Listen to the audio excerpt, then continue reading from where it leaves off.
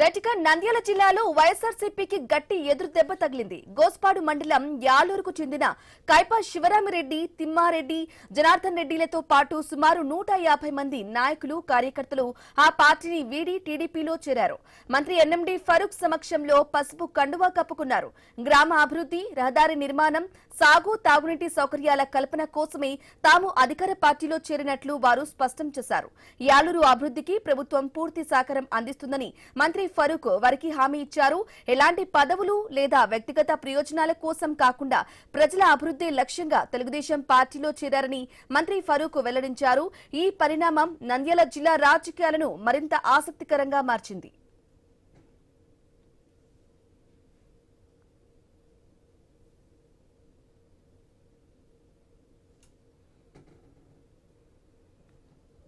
మా గ్రామ అభివృద్ధిని దృష్టిలో ఉంచుకొని ఫరూక్ సార్ నేతృత్వంలో తెలుగుదేశం పార్టీలో పనిచేస్తామనే ఉద్దేశంతో తెలుగుదేశం పార్టీలో మా వర్గ ప్రజలందరూ వైసీపీని వదిలిపెట్టి తెలుగుదేశం పార్టీలో జరుపుతున్నాం.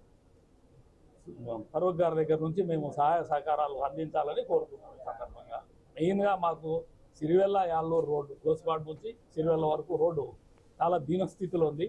దాన్ని మాకు ఇప్పుడు మినిస్టర్ గారు ప్రత్యేక చొరవ తీసుకొని ఆ రోడ్డు వేయించాలని కోరుతున్నాము. బంధుత్వానికి రాజకీయానికి సంబంధం లేదు. కామెంట్స్ అందరూ బంధువే కాదని చెప్పారు.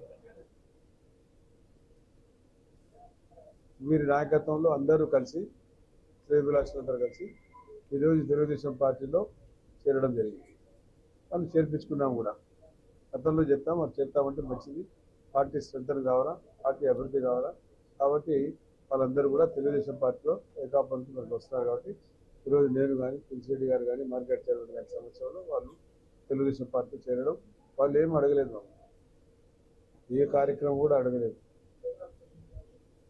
వాళ్ళు గ్రామ అభివృద్ధి కావాలా, గ్రామం సంక్షేమం కావాలా, ఎవరన్నా కోరుకునేది.